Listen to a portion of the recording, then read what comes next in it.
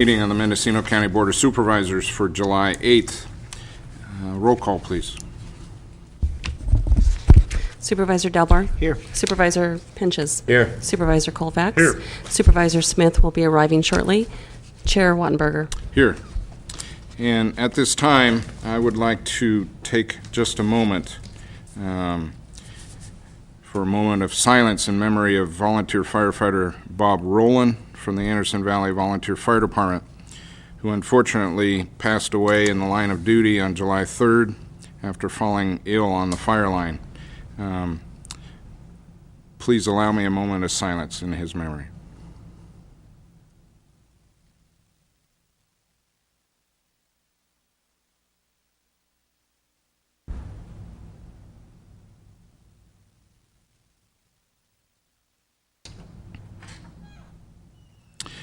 Thank you.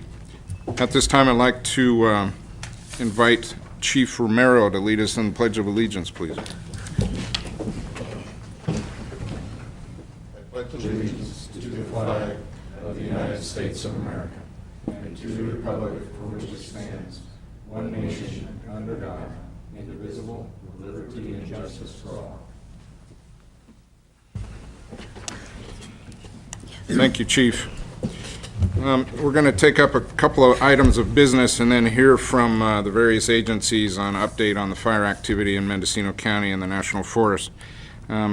First item is adoption of a resolution ratifying the Board of Supervisors' review and determination of a need to continue a state of emergency as declared on June 22nd of this year for an additional 14 days due to the ongoing wildland fire conflict. Any additional discussion needed to the CEO or the County Council? So moved, Mr. Chair. Second. Okay, it's been moved and seconded to ratify the extension of the state of emergency. Any additional discussion, please? Hearing none, call for the vote. All those in favor signify by saying aye. Aye. All those opposed? Passes unanimously 4-0 with Supervisor Smith absent. Second item of business is an off-agenda item, more of a formality than anything else. And this is a approval of a letter signed by myself extending condolences to the family of Bob Rowland, the Anderson Valley volunteer, and recognizing their loss due to his unexpected passing. And I'm the sponsor of this. So we need to take it up as an off-agenda item due to the urgency of his passing. Also move the off-agenda item. Second. Okay, so it's been moved and seconded to take it up as an off-agenda item. Any discussion? All those in favor of taking it up as an off-agenda item signify by saying aye. Aye. All those opposed? Okay, so it passes on a 4-0 vote. Supervisor Smith absent. And goes without saying, this board needs to submit a letter of condolence to Mrs. Rowland, and I would be happy to write the letter, etc., and sign it representing the board. I'll take any questions. So moved. Okay. Second. Okay, there is a motion and a second to send a letter of condolence to Mrs. Rowland. Any discussion on the item?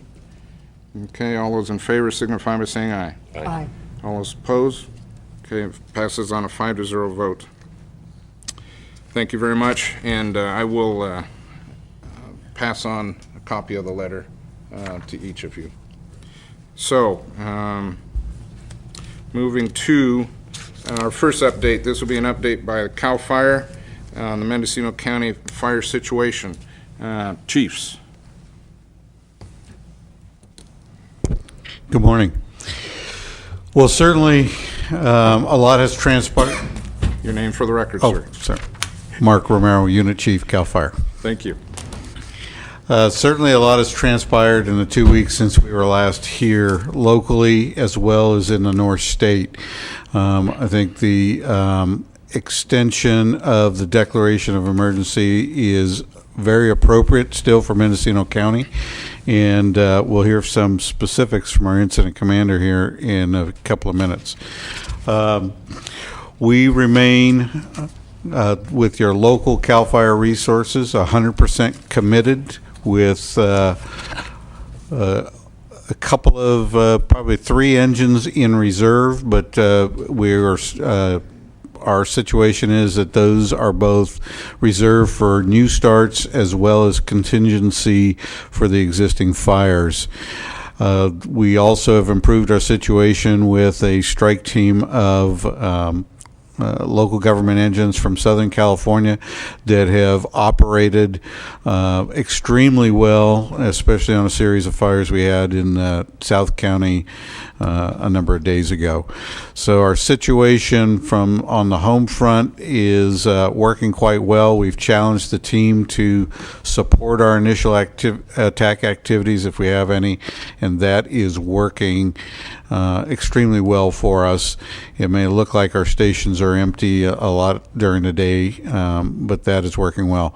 And needless to say, but I want to say it again, our local government, your local government, fire agencies of all sorts, volunteer fire districts, community service districts, are still hard at it doing numerous support activities directly on the fire lines, as well as maintaining their capabilities to keep any new starts small, as well as those who are involved in EMS activities. So we're staying very, very busy out there, and everybody's in it for the long haul. So with that, I'll turn it over to Incident Commander Joe Waterman for some specifics on what is going on locally. Thank you, Chief. Good morning. My name is Joe Waterman. I'm the CAL FIRE Incident Commander for CAL FIRE Command Team 4, in charge of the Mendocino complex.